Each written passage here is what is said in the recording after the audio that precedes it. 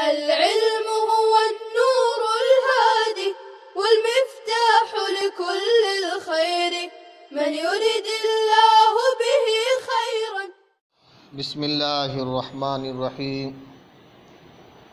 الحمد للہ رب العالمین والصلاة والسلام علی سید الانبیاء والمرسلین وعلی آلہ واصحابہ اجمعین.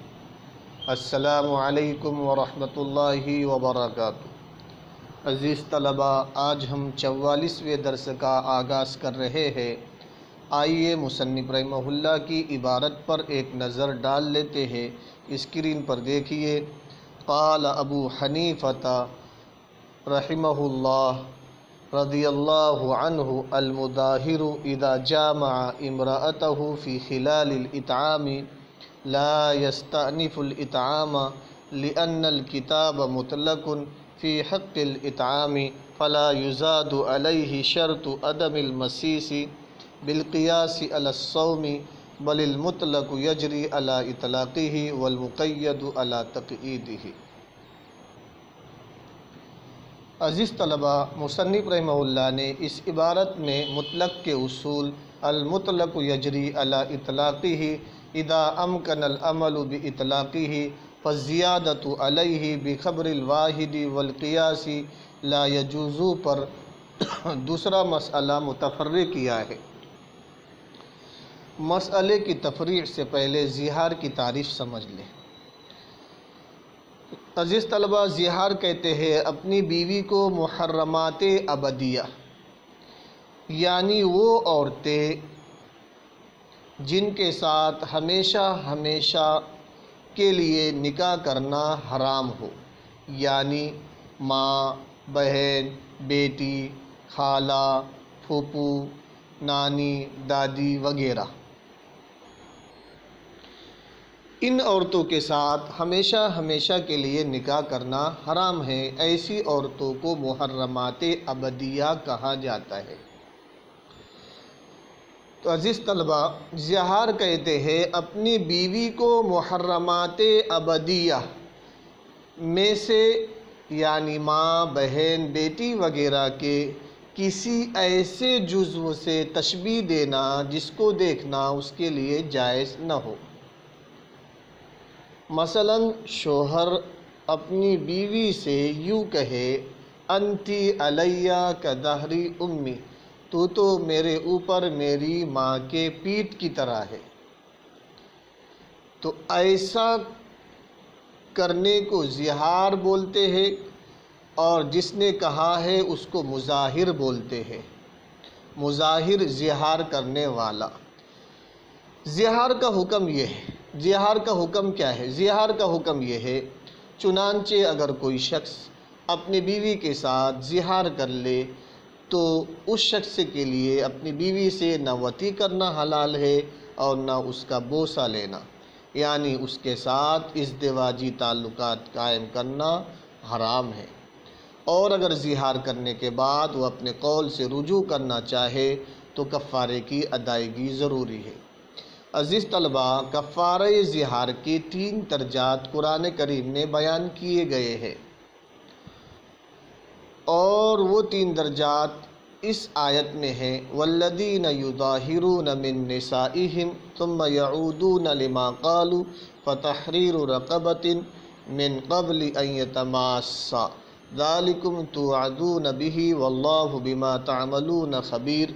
فمن لم یجد فصیام شہرین متتابعین من قبل ان یتماسا فمن لم یستطع فاطعام 60 مسکینا.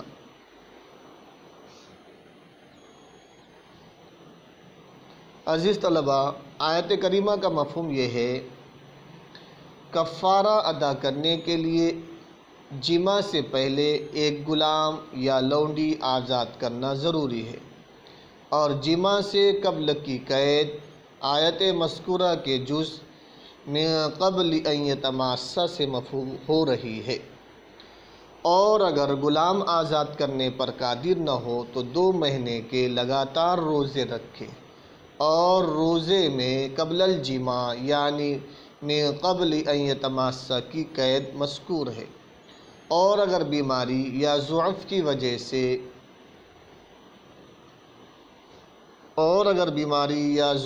وجہ سے اس کی بھی قدرت نہ ہو تو 60 مسکینوں کو پیٹ بھر کے دونوں وقت کھانا کھلائے، یا غلہ فی کس صدقہ فطر کی مقدار سے ادا کرے، اور اس آخری کفارے میں قبل الجماع یعنی من قبل ان یتماسا کی قید مذکور نہیں ہے۔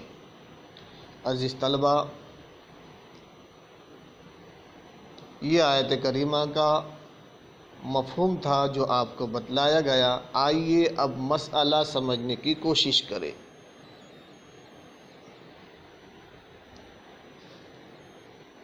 مسئلہ یہ ہے کہ اگر کوئی شخص، کوئی آدمی اپنی بیوی کے ساتھ زہار کر بیٹھے تو اس بیوی کے ساتھ ازدواجی تعلقات قائم کرنا حرام ہو جاتا ہے۔ جب تک کفارہ نہ دے دے وہ بیوی اس کے لیے حلال نہیں ہوتی، اور کفارے کا سب سے پہلا درجہ یہ ہے کہ بیوی کے ساتھ جماع سے پہلے غلام آزاد کرے۔ والذین یظاہرون من نسائہم ثم یعودون لما قالوا فتحریر رقبۃ من قبل ان یتماسا۔ اگر غلام آزاد نہیں کر سکتا، خواہ اس وجہ سے کہ غریب مسکین ہے، یا اس وجہ سے کہ غلام ہی نہیں پایا جاتا جیسے آج کل، تو کفارے کا دوسرا درجہ یہ ہے کہ جماع سے پہلے 2 مہینے کے لگاتار روزے رکھے۔ اگر کوئی زہار لگاتار روزے رکھے، کفارے کا دوسرا درجہ یہ ہے کہ جماع سے پہلے 2 مہینے کے لگاتار روزے رکھے۔ فمن لم یجد فصیام شہرین متتابعین من قبل ان یتماسا۔ عزیز طلبہ، اگر کوئی زہار کرنے والا آدمی روزہ رکھ کر کفارہ ادا کر رہا تھا کہ درمیان میں بیوی سے جماع کر لیا، تو جتنے روزے رکھ چکا تھا اتنے ہی روزے دوبارہ رکھے گا۔ اور اگر وہ آدمی روزہ رکھنے کی طاقت نہیں رکھتا تو کفارے کا تیسرا درجہ یہ ہے کہ 60 مسکینوں کو کھانا کھلائے۔ فمن لم یستطع فاطعام 60 مسکینا۔ اگر وہ آدمی روزہ رکھنے کی طاقت نہیں رکھتا تو کفارے کا تیسرا درجہ یہ ہے کہ 60 مسکینوں کو کھانا کھلائے۔ اگر مسکینوں کو کھانا کھلا کر کفارہ ادا کر رہا تھا کہ کچھ مسکینوں کو کھانا کھلا چکا تھا، کچھ کو کھانا کھلانا باقی تھا کہ بیوی سے جماع کر لیا، تو امام ابو حنیفہ رحمہ اللہ فرماتے ہیں کہ جتنے مسکینوں کو کھانا کھلا چکا تھا ان کو دوبارہ کھلانا لازم اور ضروری نہیں۔ لیکن امام شافعی رحمہ اللہ فرماتے ہیں کہ جتنے مسکینوں کو کھانا کھلا چکا تھا، جتنے مسکینوں کو کھانا کھلا چکا تھا اتنے ہی مسکینوں کو دوبارہ کھانا کھلائے گا۔ امام شافعی رحمہ اللہ نے 60 مسکینوں کے کھانا کھلانے کو قیاس کیا ہے 2 مہینوں کے لگاتار روزوں پر۔ امام شافعی رحمہ اللہ نے 60 مسکینوں کے کھانا کھلانے کو قیاس کیا ہے 2 مہینے کے لگاتار روزوں پر۔ 2 مہینے کے لگاتار روزے رکھنے میں اللہ تعالیٰ نے قرآن مجید میں من قبل ان یتماسا فرما کر قبل الجماع کی قید ذکر کی ہے، تو 60 مسکینوں کو کھانا کھلانے کو روزوں پر قیاس کر کے قبل الجماع کی قید کو بڑھایا جائے گا۔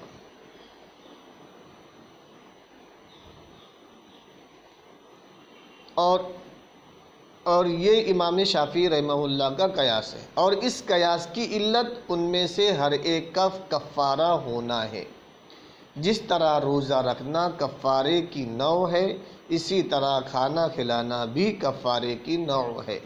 تو قبل الجماع کی قید جو روزے کے کفارے میں ہے، وہی قید کھانا کھلانے کے کفارے میں بھی ہوگی۔ مصنف رحمہ اللہ نے امام شافعی رحمہ اللہ کے اسی قیاس کی طرف شرط عدم المسیسی بالقیاسی علی الصوم فرما کر اشارہ فرمایا ہے۔ مصنف رحمہ اللہ نے شرط عدم المسیسی بالقیاسی علی الصوم فرما کر امام شافعی رحمہ اللہ کے اسی قیاس کی طرف اشارہ فرمایا ہے۔ عزیز طلبہ،